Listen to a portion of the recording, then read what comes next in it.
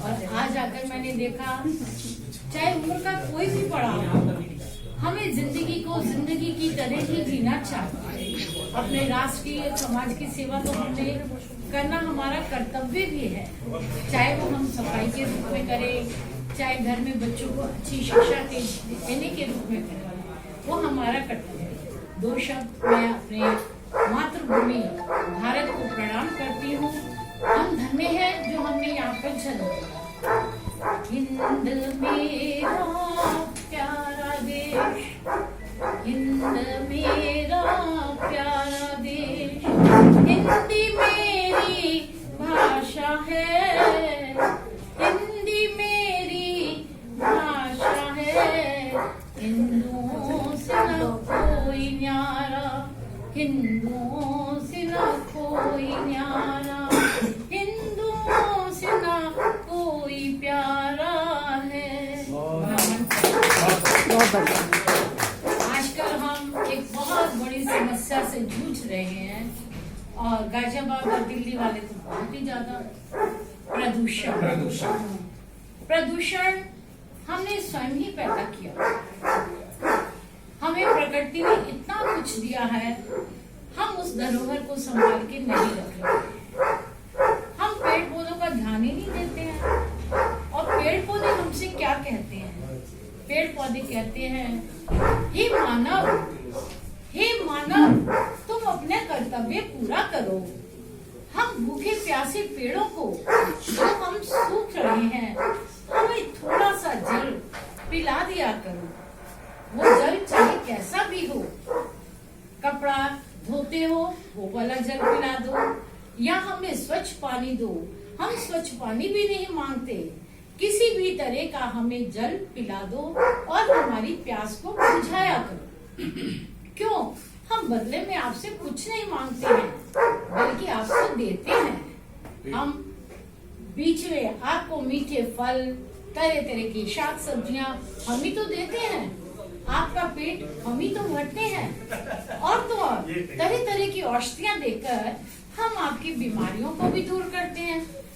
आयुर्वेदिक दवाओं में कितना असर है कि हमारे गंध तक लिखे गए। लेपों से हम कितना आपका उपचार करते हैं, ये भी ज्ञान तो आपको है ना। बदले में हम क्या चाहते हैं? केवल और केवल किसी भी तरह का जल। मैं कहूंगी इस मंच के माध्यम से हम अपने प्रोग्रामों में जाते हैं, आजकल पानी की बोतल पीते हैं, आदि हम वहीं छोड़ आते हैं। घर से हम लेकर जाते हैं पानी, वापसी पे हम उसका ऐसे ही ना उड़ेलकर सड़क पे लगे हुए जो पेड़ पौधे हैं, अगर हम उनमें डाल दें तो उनको जीवन मिल जाएगा। क्यों? और माताएं जो हैं वो सबसे बड़ी शिक्षिका होती हैं। तो घर में हम अगर अपने बच्चों को अपने संस्कार सिखाएं, नमस्ते करना सिखाएं, उसका महत्व क्या है वो बताएं, और उसी तरह हम बताएं कि ये पेड़ पौधों में भी बेटा जीवन होता है। ये संगीत भी सुन लेते हैं, तो आप इनके पास बैठकर जब खेलते हो तो अपनी पोएम इनको सुनाओ, इनको जल दो, इनको बड़ा करो। आजकल हम जो आर्टिफिशियल फ्लावर घर में लगाते हैं वो ना लगाकर हम उनको पौधों की महत्ता बताएं, और ये एक माँ ही कर सकती है। क्यों? माँ सबसे बड़ी शिक्षिका होती है। देवालियों का महत्व हम बताएं, हमारे पूर्वजों की कथाएं सुनाएं उनको, तो हमारा भारत विशाल हो सकता है। बच्चों में हम जब नए अंकुर पैदा होते हैं तो उसमें हम उनको देशभक्ति की बातें, अपने वीरों की कथाएं सुनाएं, तो हमारे भारत का रूप बदल जाएगा। क्यों? क्योंकि माँ क्या होती है? माँ वो होती है जिसका साथ हमें जन्म से लेकर अंत तक प्यारा लगता है, भुलाए नहीं भूलता है। जब कभी मैं थक जाती हूँ,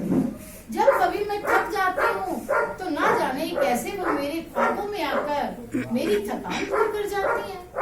जब मैं बहुत घबरा रही होती हूँ तो उनके आने से ना जाने मेरी थकान और घबराहट कहाँ गायब हो जाती है, मुझे समझ नहीं आता। उम्र के किसी भी पड़ाव पर जब भी कोई दुख दर्द होता है तो एक ही नाम जुबान पर होता है, माँ माँ माँ। क्या बात है, बहुत बढ़िया। बहुत